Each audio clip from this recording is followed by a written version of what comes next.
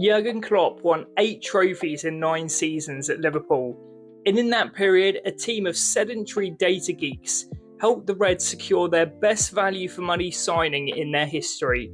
But was it Andy Robertson, Joel Matip, or perhaps someone else? All is revealed in How to Win the Premier League, written by Ian Graham, the man who had the keys to Liverpool's transfer kitty, and who bonded with Klopp over his aptitude for number crunching. In the book, Liverpool's former director of research talks about how he clashed with Brendan Rodgers, he recalls the advent of expected goals, and tells us how he brought Rafael van der Vaart to the Premier League. It's a book that will change how you watch football.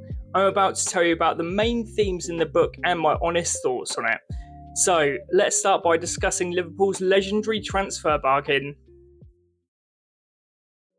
That's right, Liverpool's best value for money signing wasn't actually an under-the-radar rookie, it was actually Mo Salah, who signed from Roma for £36.5 million in July 2017. Now, Graham says that given Salah's market value at the time, they actually underpaid by around 25% for a player who would score over 250 goals for the club and win them the Premier League and the Champions League. The Egyptian was the overwhelming success story for the transfer committee of Graham, Barry Hunter, Michael Edwards and Dave Fallows, who all worked together at Liverpool from 2012. Now, Graham writes about how one of their biggest tasks was to look for those really undervalued prospects like Salah, who had actually failed some years earlier with Chelsea. A second reason Salah was perhaps unattractive to Liverpool's Premier League rivals and maybe undervalued in the market was because his club Roma were actually desperate to sell him simply to balance the books. When you consider that Liverpool paid £36.5 million for Salah, Graham points out that in the same summer, Arsenal paid £46.5 million for Alexander Lacazette, who ended up scoring a pedestrian 71 goals across 5 seasons. In the same pre-season, Manchester United paid £75 million for Romelu Lukaku, who won the club 0 honours, lost his place to Marcus Rashford, and then left Old Trafford after only 2 seasons. And I found this kind of analysis from Graham so interesting because it really kind of zooms out in terms of how clubs actually think and, you know, the long-term game plan in terms of transfers and getting that value for money. And I think sometimes in terms of transfer news and the speed at which, you know, modern life and the media move, I think that's something that is kind of lost in football journalism now. Players like Salah were appraised through the possession value model. So Graham and his colleagues in the transfer committee would essentially work out how much a player's passes, crosses, headers would actually bring his team closer to scoring a goal. If a prospect didn't impress in the possession value model, they weren't bought. So in the first 4 years of Graham's transfer committee between 2012 and 2016, the club actually won 1.76 points per game. Then in the following 4 years, that increased to 2.28 points per game. So while Klopp and Graham were kindred spirits who thought exactly the same way about transfer prospects, it wasn't always smooth sailing for Graham at Liverpool. Now, when Graham first arrived at Liverpool in 2012, new manager Brendan Rodgers had just succeeded club legend Kenny Dalglish. Although Rodgers led the Reds to second place in the Premier League in his first season, he and Graham would frequently clash over transfer targets. On one occasion, for instance, Graham was convinced that the likes of Steven Gerrard and Lucas Leiva produced much more dangerous phases of play than Swansea City's Joe Allen, who Rodgers had earmarked as a prospect. Although Graham gave Rodgers his data, Rodgers then bought Allen for $15 million in 2012, only for Jurgen Klopp to then sell the Welsh midfielder for a £3 million loss in 2016. So the Merseyside club progressively declined with Rodgers in charge, and he was sacked in October 2015 with the Reds 10th in the table. As Graham tells us in the book, he also urged the manager to not sign Christian Benteke from Aston Villa. Graham felt that Rodgers only rated the Belgian because he would always score against Liverpool. It was a case of cognitive bias where Rodgers would only take into account the data that he liked and was relevant to him. And so many times in the book, Graham is at pains to warn us against favouritism and personal bias when making choices.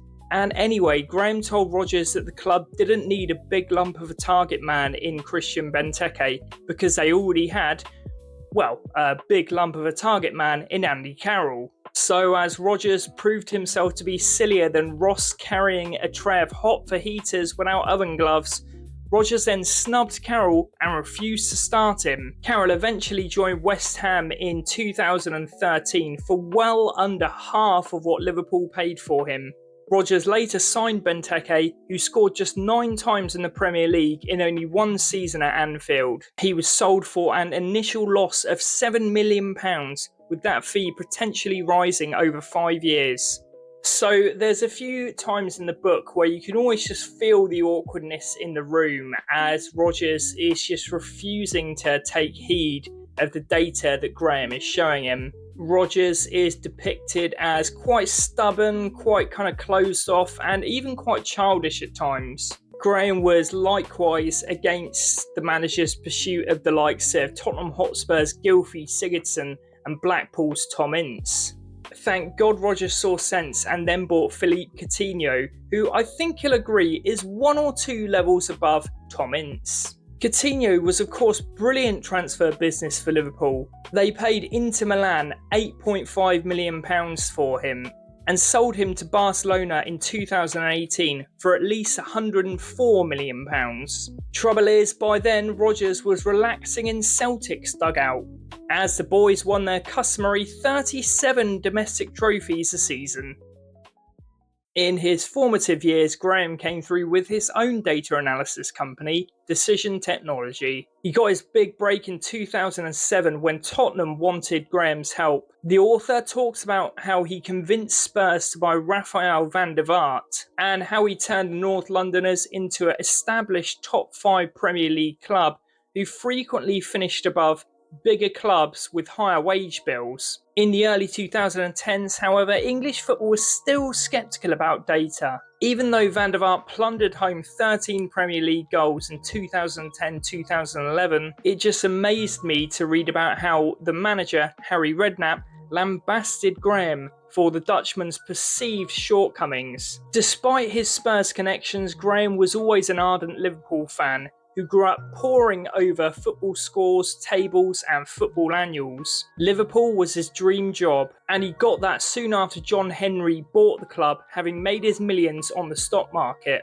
We've discussed how Liverpool struggled in Graham's early days at the club, and it wasn't just Rodgers who didn't agree with number crunching. Edwards, who I mentioned earlier, told Graham that data had absolutely no place in football, and it's these times where Graham's level of professionalism and his passion for data really come to the fore. He brought arguments to Edwards around algorithms and the possession value model, and he debated with patience, and in the end, Edwards saw the better way of working. As such, smarter decisions and a focus on data meant that between 2016 and 2021, Liverpool averaged 86 points per season, second only to Manchester City. Well, isn't that food for thought for Brendan Rodgers?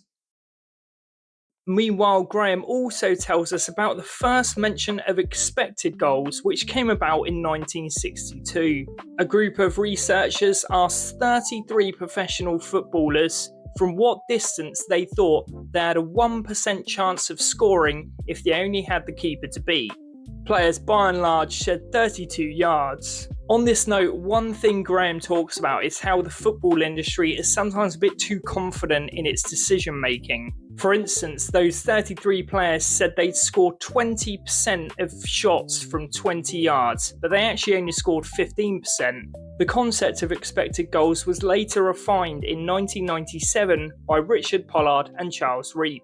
Their research showed that 33% of shots in the 6-yard box resulted in goals, 14% of shots in the 18-yard box resulted in goals, only 4% of shots outside the box resulted in goals, and 77% of penalties were scored.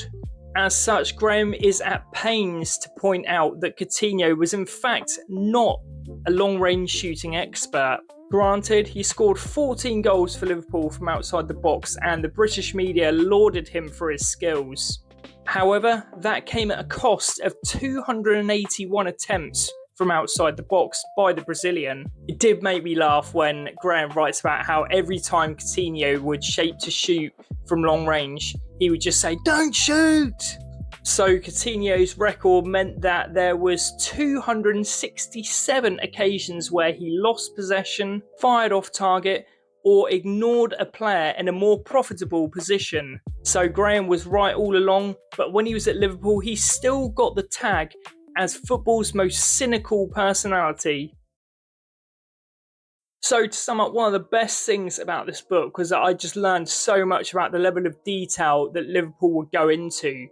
It's such an enlightening book about just how cutthroat the world of football is. And it really highlights how clubs will spend so long just trying to get that kind of 1% advantage. And throughout the book, the comparisons of spending with Manchester United and Arsenal were just so kind of illuminating, because although Liverpool's two rivals spent much, much more, they actually performed worse. To add to that, in 2018-19, when Liverpool in fact won the Premier League, 83% of their players were playing for a different club in May 2015. Only Everton performed better on that stat. So this was just an engrossing study in terms of how clubs make decisions, and at times a cautionary tale against bias, noise, and perhaps just doing everything the way you've always done it. What I will say is I thought the book did falter just a touch in the final third. There was a whole chapter dedicated to a statistical analysis and comparison of Lionel Messi and Cristiano Ronaldo. It just felt a bit random, and I think I might have seen those two compared once or twice. But that is quite a nitpick on my part, because although data is generally quite a dry topic, this was just such a really vibrant and entertaining book, which I would definitely recommend to anyone who wants to deepen their knowledge about football. So thanks so much. Please feel free to like and subscribe if you enjoyed this, and see you soon.